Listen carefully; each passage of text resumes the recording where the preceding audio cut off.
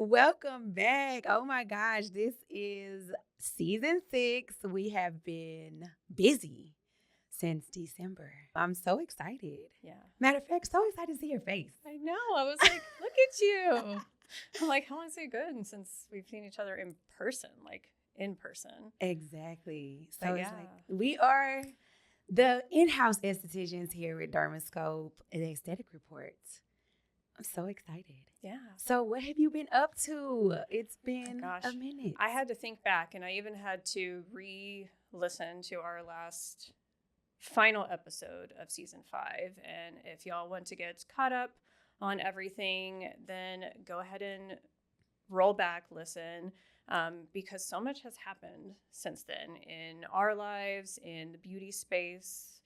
I feel like December was like 100 years ago.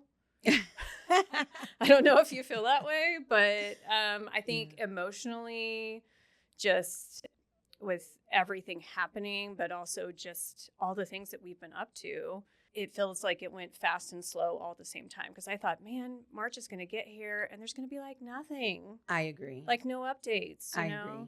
It's been a long. But it's been a lot. It's been a long few months. Yeah. Like beginning of year has been extremely crazy for me. Yeah. I know you moved into your new space. Let's hear about it real quick. Yes. So I opened January 6th. That was my official launch date. It was originally supposed to be the middle of December. The actual suite did not get their certificate of occupancy until then. Mm-hmm. So I couldn't even move in until then, and then came down with the flu. Oh, no. And then, so it was a whole brew of things that I was like, it's going to be fine. We're going to open up January 6th, and it's going to be great. But I was struggling even to make that date happen, but I did. Because I was like, I'm not pushing this back again. It's not happening. And it's been great. My clients were super excited. They're really impressed with the space, the spa, suites. The suites look incredible. Yeah, it's been great. I called January my soft launch month because even as a seasoned veteran esthetician, I needed time to get comfortable with my space. You know how it is, like when you move, like moving is just a moving. pain. Yeah, so it's like you gotta live in the space. You gotta work in the space. And so I was so thankful that really everyone that came in was all of my regular. Yeah, so they month understood you were. I was like, if I seem ready. rusty, you're gonna just completely disregard if I drop something on the floor.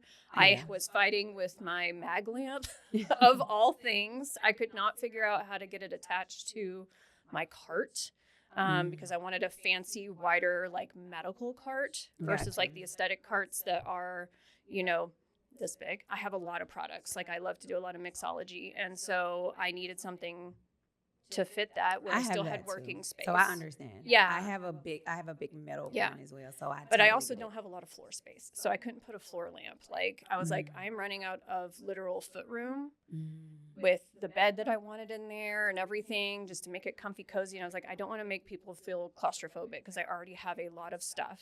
Yeah. And it's only 120 square feet. Yes. Understand. So, Understood. Yeah. But the clients are loving it. I'm finally seeing some new clients. Good. That's exciting. Yeah. And shout out to you taking that leap and being solo. I know that's a whole nother topic, but going solo, doing everything by yourself is definitely a worthy applaud to you. Thank you. For me, since I was like, this school. December, I definitely let the people know I've been working on laced skin aesthetics. I'm so excited about that. Lace University is being born. I had a launch date of March, but it is not happening. It's going to happen, though, in the summer. Yeah. I remember us talking. We were like, March is close. March is really close. It is. And Lace by Lonice Spa and Boutique is my bread and butter. And so my spa manager went early maternity leave. Oh, no. So, which is great for her. I'm so happy for her and her baby. Then a couple others were just having life. Life was lifing. Yeah. And so therefore, when you're the owner, you're the CEO, you have to jump back in and do all the work. And so, not everything is done. I can't put all my focus in that right now, but just ready to be able to help other aspiring estheticians become estheticians. And I want to give my all. Like, I don't want to hire someone right away. I literally want to be a part of that first class, and then later, like, get my flow and how I want the program to go. So that's why I'm just taking a pause. And it's fine. And that's what y'all have to learn too, like, in our industry. It's your time. Whatever you want to do, it's fine. It's like, you cannot worry about things not going perfectly, but know how to pivot and make it work. And that's why I also think as SDs, it's important that we know how to do every service in our business. At least just know how to do it. Yeah. So if something does happen when you expand to having a team, you know how to jump in. Yeah. I think that is like an extremely good tidbit. Because other than that, I would be in SOL I know, on right? a lot of things. I'm like, I'm back to checking people out, which I haven't done in ages. Right. And I used to understand more of it, but then it's like, now I have an entirely new booking system and I'm trying to figure out things, and clients are asking me, can I split payments? Can I do this whenever? And I'm like, I don't know. Let me figure that out for you. Yeah. But I was like, thank you. I usually tell them, I'm like, thank you for teaching me. Thank you for having this teaching moment with me, because otherwise I was going to have to figure it out at some point, you know? And so it's that type of language you have to have when you're thinking about it, when you're doing it. It's like being grateful for that moment of reflection, or that moment of stepping back and being like, this is okay. Yeah. We're not going to panic. Yeah. We might have a little moment of panic. Right. Like when you're, you know, you're you had to go on an early maternity leave. You're like, oh, uh-oh. Right. Yeah. That was well, I had to pivot and I'm adjust. Telling my brother right now, because they're due literally any day with their little one. And I'm like, the babies come on their own time. They come when they want. You can't have a plan about it. You just can kind of, you know, juggle what you can. But But yeah, it's those types of things. Or like, you know, my husband had been looking for a job, and he kept putting off, you know, different opportunities because they wanted him to come back in the office. And he was like, I can't. Our life, the way it is, he's like, I have to work from home. You know, that's my give. That's good though. You know, that they have that option to work from home. I know, right? I'm like, we don't have that option. Yeah, no. Some people have that option, but we are service providers first, so we have to touch, feel, and see. Although a lot of SDs are pivoting to, I see, doing virtual consults and just product sales that I've been noticing in the industry here lately. And but what else current events like have you seen from then to now? Like, what is going on in the world? All right, so yes, the grocery experience that is Erewhon, luxury groceries. I'm sure we've seen all of the reels about them and people going to get their smoothies and things. So the headline reads that they're bringing on a med spa Ject to bring injectables to their customers, which I do feel like is a little bit misleading, because getting a little bit more into it, it's more of a pop-up experience. Yes. So I'm guessing maybe it's a trial basis. I don't really know what they're going for long-term with that. I don't think we can judge them so much, because it's like, know your audience, right? Right. And, and they're doing like, I feel like lip flips, brow lifts is not a lot. It is more of, like you said, something quick. People, it's not taking up a lot of time, a lot of space. Yes. I've seen injectors make thousands of dollars in 5 minutes, you know. So, I mean, for the med spa, I think it's a win. Yeah. It's definitely outside the box. And I love when people think outside the box. It is weird with groceries, me picking up my smoothie and getting a lip flip real quick. But I think it'll work. I mean, I think it's for an the med spa, for the type of, it's a high-end grocery store. So people obviously shopping there have the financials to, let me just add an $1,000 service to my $1,000 grocery bill today. Yeah. I think that it is unique, but that's marketing. Yeah. Sometimes you do disruptive marketing, and I think they have done that. And we're I don't talking know. about it. We're talking so about it. obviously, So yeah, it caught our attention. I mean, I think it's definitely interesting. Pop-ups are happening everywhere, right? With beauty brands and everything else. So they're like, why don't I get in on that? And then like my clients are already shopping there. So why not trial it out? I'm also interested though, because I feel like the people who shop at Erewhon and then the people who already have like an injector that they trust, like if I was to do a Venn diagram, it would almost be a circle, right? Because like, right. I feel like maybe they would already have somebody, but maybe they don't. I don't know. Right. So yeah, I've seen spas, you know, a lot of chain type places. They'll kind of do this.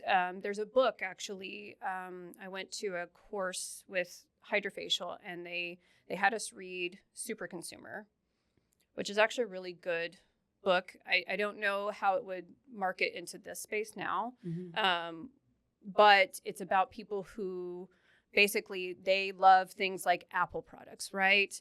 They're always going to buy Apple products.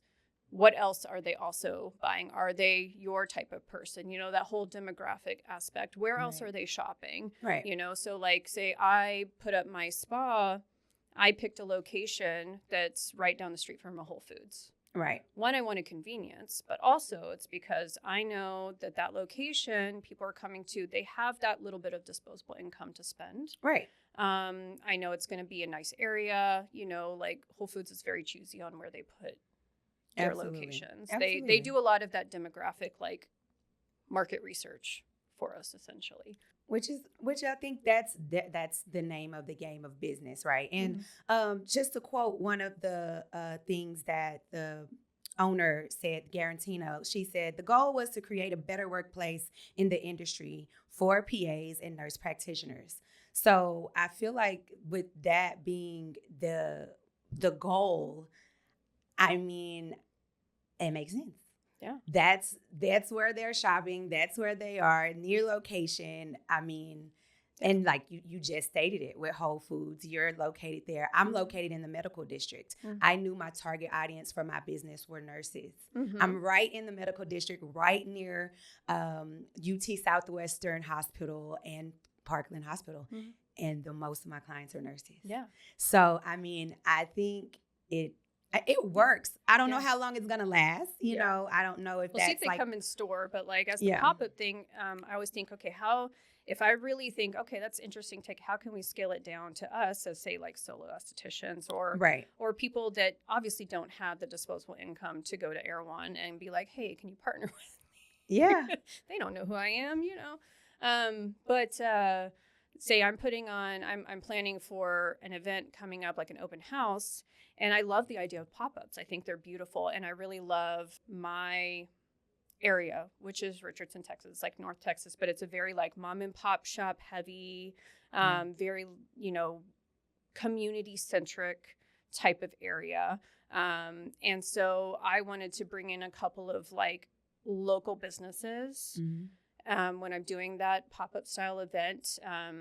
In the spa space, I brought in a couple of the other suite owners. But I'm bringing in a couple of like a clothing seller. She does a lot of vintage clothing because, you know, I love my vintage, right? Yeah, that's so I love that. Yeah, so she's going to do a little pop-up event. And then a mocktail bar in town is also going to provide like little drinks for the event too. Yeah. So it's like places that I think my clients would go to that would enjoy. Gives a little bit of fun to the event, and then they get exposure. And, you know, for me, that's free marketing if they want to tell their clients about it or customers, you know. Right. So you have to start thinking about an abstract way. Absolutely. And I mean, with the partnerships, right, the client is thinking about what am I getting out of it? And so the fact that Erewhon that says like 50,000 members and they get 20% off of the experience. I didn't even realize it was a membership. I didn't either, but it like says 50,000 of their members. Or is it jacked as a membership? No, it says Erewhon's Erewhon's more than 50,000 members will get 20% off of the Ject services plus quarterly pop-ups in their Beverly Hill location. Pay a membership on top of the So crazy. Guess we need to maybe let's plan a trip and go. I know.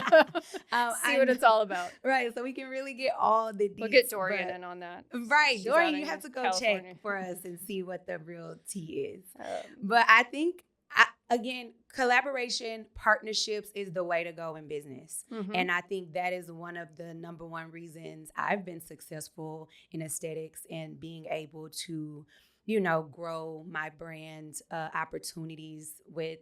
I simply will go introduce myself. When I go to these trade shows, I am using the products already. So who is in charge here? Yeah. Because I've been making major differences with client skin and my skin, by the way.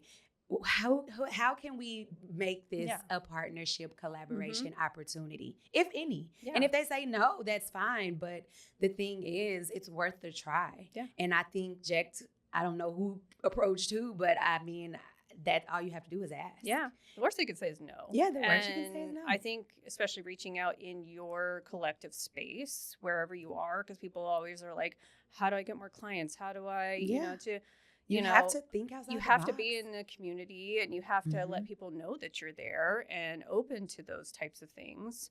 You may live in a smaller town where there's maybe not as many things going on. Yeah. But maybe you could bring somebody in that people have been wanting to see, or you have to get a little creative with it. But do you think this is the future of aesthetics? Like, do you think in the grocery store is like? No, that would be like one step up from like Target having the piercing nurses, and I can't. Or they did have a spa in didn't they? Was it hiatus? Do you remember, Dorian? I don't know. Oh, I don't know. Yeah. I must have missed that. I didn't know. I don't think it lasted very long. So, there you have it. I don't think it lasted very long because obviously Target and Erewhon, customer base is very different. Very and, with the way that the economy is right now and the way people are spending, I'm not sure you should probably reach out to your local grocery store and start doing aesthetics there. But with the high end, with luxury and luxury, I think it's matching. You're talking to your clients, right? They're coming in, they're telling you where they're going, they're telling you what they're spending their money on. Yeah. So that's where you have to start taking it in. Yeah. Taking in those ideas. Okay, what can I take from this? So my clients are really into wellness, so I could reach out to a local like wellness hub or something like that. Yeah. Someone who's not going to necessarily overshadow what I'm doing, right? But help raise the value of it. So the main thing is, though, we are wanting to solve the problem for our clients, and they are merging that to definitely bring that together. Solving the problem, which leads us to the trending Ozempic face. Mm-hmm. That is one thing that is, I hear about it all the time. I have an injector that comes in spa, and she stays busy with clients getting on Ozempic. And in case you don't know what Ozempic is, it is a GLP-1 that helps with weight loss. And our industry is responding very well, very fast, but maybe they can't keep up with how fast the volume loss is happening. Yeah. After working in a clinic where we did do a lot of GLP-1s, which are a peptide. They're in the peptide family. I don't think a lot of people realize that because they hear peptides, they think skincare peptides. Right. Very similar in a lot of ways. Peptides can come in a range of, their amino acid buildup. So they can do a lot of different things, signal a lot of different things. So in this, it's slowing down like gastric emptying. It's helping with insulin spikes, helping those cravings. So basically people are eating less, they're taking in less. And so the weight's going to come off really, really fast for the most part. And it is largely successful, which is why it's gotten so popular, because the side effects are pretty limited. I'm not saying they're not there, because there definitely are some. Right. But, as far as like what diet culture has been in the past, medications have been in the past. Those have been largely very dangerous. You know, if you remember from the 90s and the early 2000s, what people were getting on and having heart attacks and all kinds of things that were happening. So for a long time, we've stayed away from the medical weight loss that was happening, because then it was surgery for a time being, which is a lot to go through. You know, that's a big take, and usually something that someone who only wanted a few pounds lost or something like that wouldn't be eligible for. So now people are taking into the fact that they can use these things, hopefully in a safe manner, hopefully under doctor direction. Yes, that part. Yes. Because definitely, but with the whole Ozempic thing, I feel like with skincare, we can only do so much. I feel like, yes, we can get into the more invasive treatments to try to minimize it or to actually plump those fine lines and wrinkles and replace some of those peptides in the skin. But topically, do you think we're able to solve that problem? So overall, where we get the Ozempic face is, you know, obviously it's a marketed term, things like that, for that very like gaunt face that comes up, that very chiseled face, if you want to think about it that way. Basically, there's no real topical fat, that baby fat really left in the skin, because when fat comes off of the body, you can't pick and choose where it's coming from. And the face is the one that it tends to come from, I think, the fastest for most people, you know? So you're going to see it there fairly quickly, especially 10, 15, 20 pounds down the way. And when it's happening so quickly, the skin laxity also doesn't have time to catch up, but it's also going to be damaged from being, you know, if there is extra volume, there's going to be more laxity there too. So you have less volume holding up more lax skin, and that together makes that Ozempic face happen, where, you know, they kind of feel droopy. I've had clients come in who've had weight loss and they're like, I feel older. I feel like I look older. My, you know, my nasolabial folds are deeper, whatever it is. I think it's nice when they come in and tell you that they're getting on something like that so that you can prepare them. Yes, I do appreciate when they're open and tell us that. And some facts that I didn't realize is, one fact is 1 in 8 Americans are using GLP-1s today. I believe it.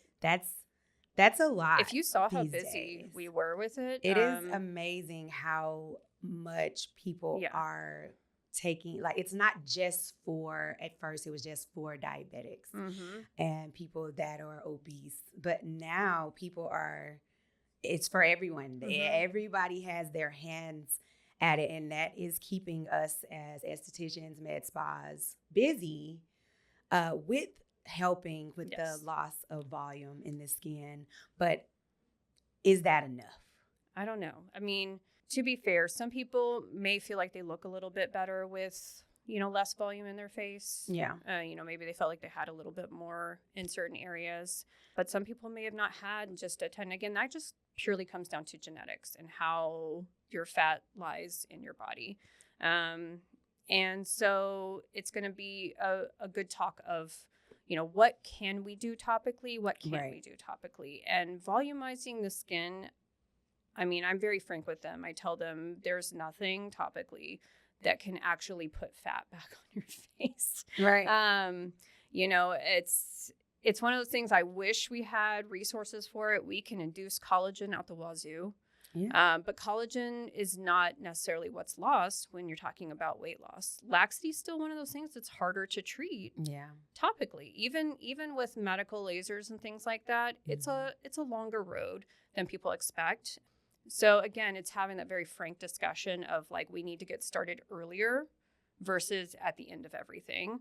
So I used to offer clients who were starting that weight loss treatment package. I'm like, we need to start doing some corrective skincare, some tightening treatments early on so that your skin's already working to try and keep up with that weight loss that's going to happen. Because, you know, chances are it's going to. It's, you know, there was only very few people that would not have necessarily those types of results, but most people would start losing pretty immediately.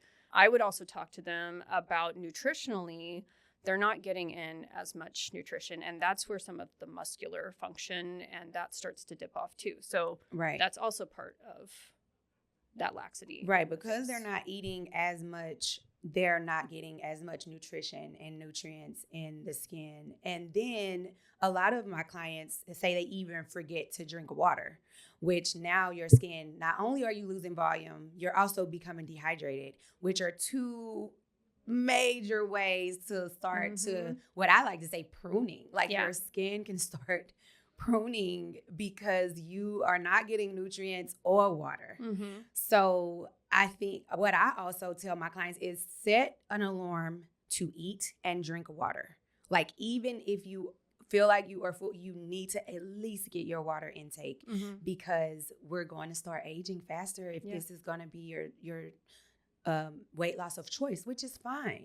Be healthy. You're going to feel better when our job is to help our clients be confident. And so they are becoming more confident, but now with their body, but then their face is suffering. In one of the articles I know I read in preparing for this is they were talking about maybe the only way to replace that adipose fat is to do fat transfer into the face. It makes sense to me logically. But also, I'm like, if you're losing fat. But if you're losing fat. Where's it going to go? I don't know how. But in my mind, it makes sense to replace it into the face. Yeah. But then if you don't have a lot of fat, where are you going to get the fat? Yeah. Honestly, that's where things like fillers. Yes. Those types of things really come into play. And you have to have a really good quality injector who is very knowledgeable about what's actually happening in the skin, because it's not like normal chronological aging, right? Right. There truly is like a breakdown of things happening there. And so like we were selling Sculptra. Yes. Which, if like the listeners don't know, is a biostimulator.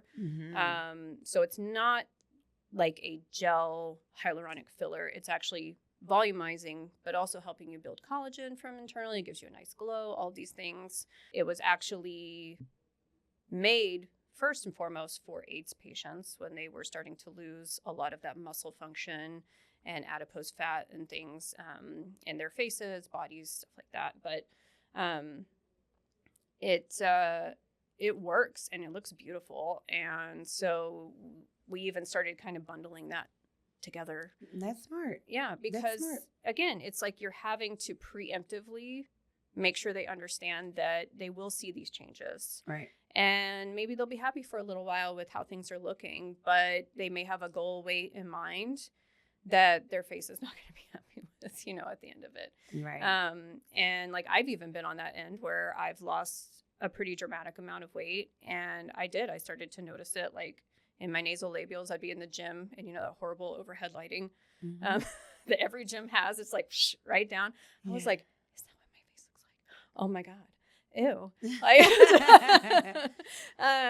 And I had to jump back and be like, I'm fine. Everything is fine. It's going to be fine, But yeah, I mean, even with just traditional weight loss, if you're going to lose a pretty good amount, I would even tell them over 10 pounds, you're going to notice some changes. Yeah. And you have to be realistic with yourself and know if this is what you want to do, that can happen, but there's a solution. I feel like if you're not wanting to get into injections and things like you mentioned, Sculptra, then there is O-therapy, there is Morpheus 8, there's like treatments if you don't want to get injected yet, but you're going to need something to stimulate that collagen to start plumping up. Yeah. I love our Cellumalite. The Cellumalite is actually really, really good too for that red light therapy. Is really good for plumping up the skin if you want to, but unfortunately, that's just kind of part of it when you Again, it's an equation thing, right? It is. So it is important to have all of that. I have the jet plasma, which is really good for that laxity in the skin. So I can help with that portion. But maybe I want to, now that I'm in my own space, I don't have an injector, I don't have a medical team behind me. I mean, I have a medical director, but, I don't have someone offering those types of injections and giving, insight to clients that are on that. So you may want to partner up with somebody or Right. partner with, like my concierge medicine doctor, they offer it. Right. So I could go to them and just be like, hey, could we collaborate on something? Could we figure out a way that I could do treatments? And then, on your clients that are having these issues, help them with that. But also it's like, it's that brand building kind of thing. Right. And so it's not necessarily like, oh, these people are seeing it's dealing with the problems, like you said. Yeah. And coming up with the solution. People want solutions. They don't do. want to be like just talked at. They want to say, here's your solution. Right. But do you think that there is like the products on the market that will actually help solve that? I think obviously people are going to market towards it because it is a pain point, right? So we have to understand when marketing's just fully going towards just a pain point to point it out, right? It's like saying that your clavicles are too big and you need to, what am I supposed to do about that, Yeah. But, this is a problem. People are going to be looking for solutions. So obviously brands are going to try and hop on it. I've seen like the Volufiline and different things like jump up on my feed. Yeah. But like one of my brand's Truth Treatments, Dr. Benjamin Fuchs, he talks about the fact that there really is nothing topically that's going to help with that fat volumizing. They still quite haven't gotten that down to a science because fat sits so low below our skin. Yes. There's nothing that's going to get on there. It's like a bum cream. Like you can't grow your it's like putting a cream on it. Yeah. Otherwise, people wouldn't be getting BBLs, Yes. But there's a more natural way Yeah. to get it. Like now I'm just happy hearing about the injectables that are peptides. Yes. Like you can read and know what it is that you're getting injected with these days.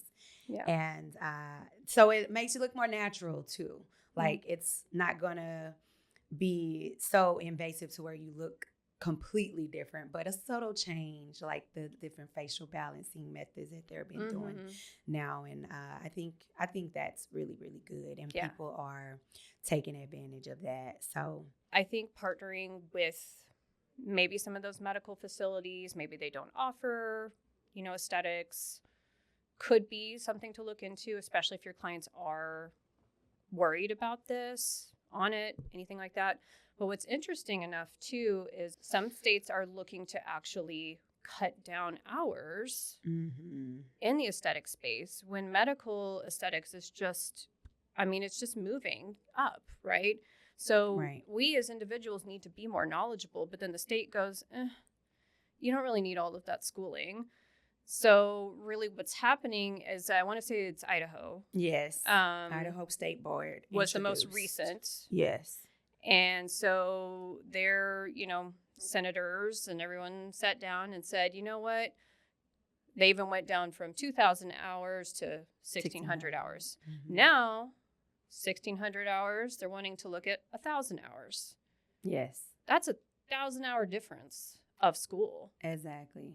From my perspective is now they're just looking to give anybody a chance and make it easy. And when I say easy, I mean to reduce something 1,000 hours that is normally like a year to get a year or almost 2 years, depending on what state you're in, to get your cosmetology license. This is what we're speaking of specifically. Because under cosmetology, right, you can do hair, skin, and nails under that one license. So you're telling me just in 1,000 hours, I can learn how to do 3 of the most wanted things in the industry is wild. Yeah. I don't understand why it would be here in Texas, that it's low. $1,200, right, for cosmetologists? Yes, and then for SDs it's $750. So even in that, and I've had multiple cosmetology students, people that have been in the industry forever, come to me and say, I learned absolutely nothing about skincare. Yeah, it's true. And I'm like, because hair is a lot. It is. Nails are a lot. Like it, and even then, like your barely brushing the surface. Yeah, you're barely like for when I remember it's 11. This is my 11th year anniversary too, guys, about being an esthetician. But when the cosmetologist would do skin, it would literally be like a day, and that's it. Yeah, they learned how to wash the face, and that's it. Still 200 hours more than what they're wanting to do. They didn't do much at all. So I feel like 1,600 hours is still the bare minimum, right? Like, and so maybe they can have an extra skin day. Yeah, so to tell me that they're not, so what, are they getting 30 minutes of skin now? I don't know. When you're reducing the hours like that, I don't know. And it's like, so what crazy. Are you going to cut from the curriculum, right? Yeah. Are you just thinking everyone's going to shove it all in that time frame? Okay. Well, I know, just to speak even just from the state of Texas, which I was surprised about.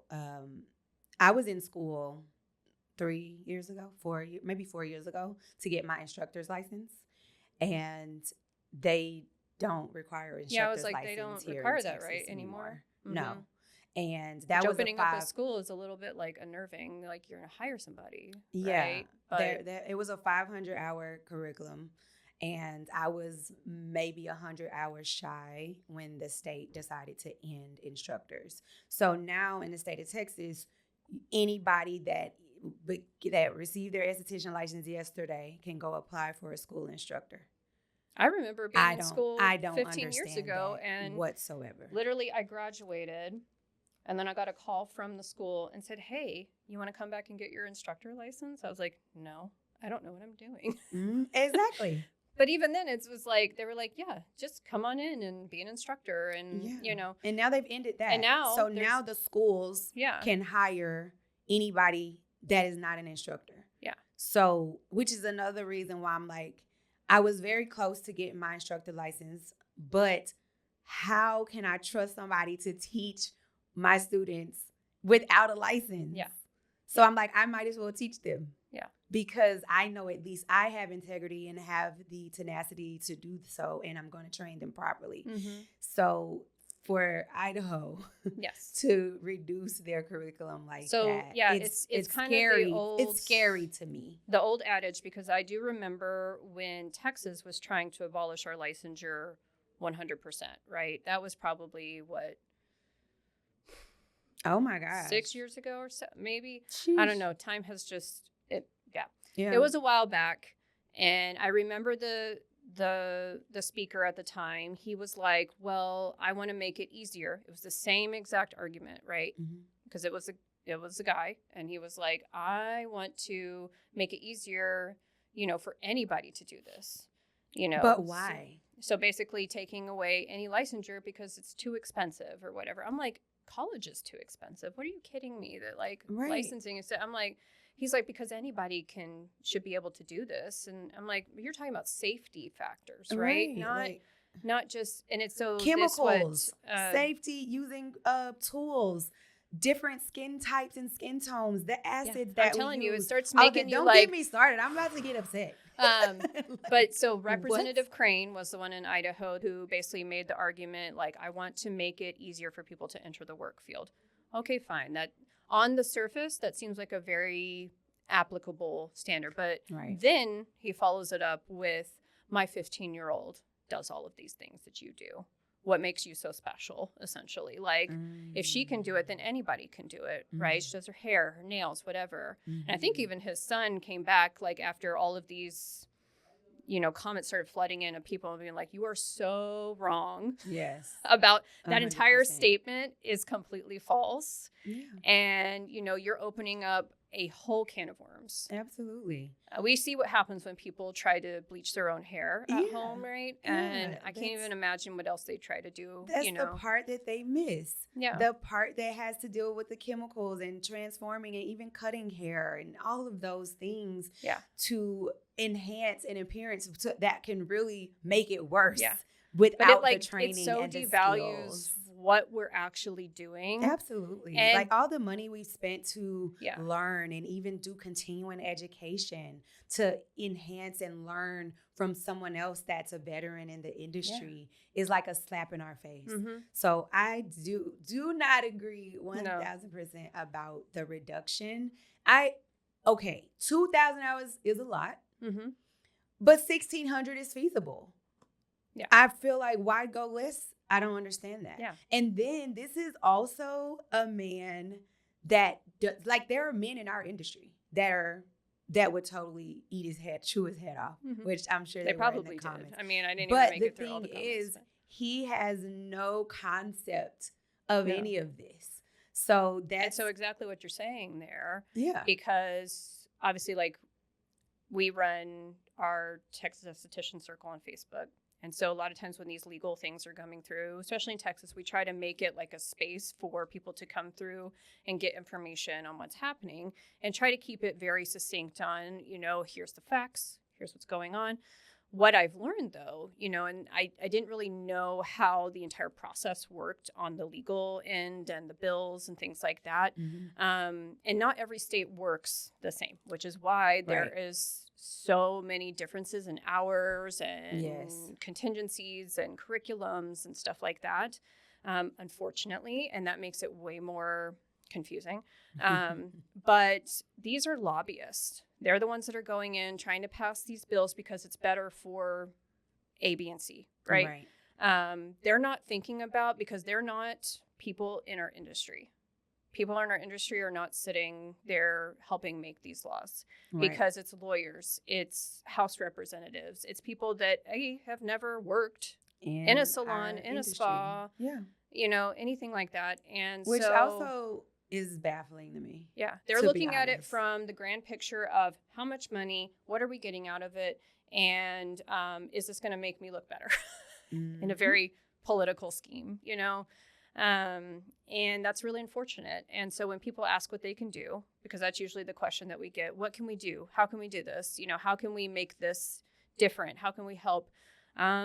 Go and sit in on meetings when your licensing and regulation department's having meetings. Understand what's going on there. Then, if you really want to, you have to start helping find lobbyists who are on your side. And that is a really long process. And you have to wait until a next election period in order to help that get through and pass. And even this bill died because it got outvoted. Thank goodness. Thank God. But they are working to rewrite it. So that means it's going to probably come up again in some different way. And all it is because they're changing the way things are written, because sometimes it's too vague. Sometimes it's confusing because it's a lot of legalese, right, that you may not understand or whatever. But sometimes they write it vague so that they can cover a very broad scope of things. Exactly. And then Remember you're like, how dermaplane was very vague exactly. in our so state. And Texas is a very reactionary state. And so usually they don't write in a law until something happens, until they have those conditions where they say, okay, now it's time to. But it did happen where they were trying to just completely obliterate our licensing altogether. And thankfully, again, that died. House Bill, what was it? I'm probably wrong, 247, something like that. Was that last year or the year before? That was in the medical space, right? Where it was I want to say either like a medical practitioner had to be on site, or there were certain ones where they were trying to push through that a med spa had to be owned by a doctor. Oh, yes. By a certain percentage or whatever, like California. And so that was going to put a lot of people out of work or have to sell off a bunch of their share of their practice. So you can see how these start to hurt people. Even in the grand scheme, it seems like, oh yeah, well, doctors should own it or whatever. Not necessarily. I mean, doctors aren't the ones necessarily doing injectables all day. They might, but not necessarily. Or even now, what is it? Anybody here in Texas can legally do injectables under a doctor. But that may or may not change at some point. They might decide that only nursing or medical individuals are the only ones that decide to do that. Yeah, that's what I heard is coming. Yeah. So again, they're always working on it in the back end. So if you really truly want to have things a certain way, you're going to have to start there at the government. Here, it's Austin. And, you kind of have to be on the ground and you have to be talking to people and things. I don't know the first thing about lobbying. Me neither. I do spa services. But I do understand, yes, use your voice, but we want to make sure. I know for me, I want somebody that has their credentials. Mm-hmm. I want someone to service me that has taken the time and studied their craft Yes. and have their license to do my hair, to do my nails, to do my skin. Yeah. Like, I want a licensed professional. And think about I'm it, like, going to actually, like, I want a doctor that is board certified. You don't like, want a doctor that was like, hey, I read Google. And yeah, we're going to do this. We're going to try this treatment today. yeah, It's like, no. So I don't understand. That's kind of basically what they're saying. Yeah. Like, but they essentially were like, this is so easy. Anybody can do it. It's too expensive to enter the field. So And it's I don't know not. if they're just saying like every person who is poor should enter the field. I don't know if they think we just make bukus of money all the time and, you know, but people can't enter because it's too expensive. I don't know. I mean, to me, it just sounds like it sounds like another thing they want to just get off their plate. Yeah. I think they don't believe that the dollars are worth their time with licensing someone. That whole, that's what I think. I don't think that I think that it's more so that piece, like it's not important, but it is. Mm-hmm. Hello, aren't we in $1 trillion industry? Yeah. Why is every celebrity making a skincare line?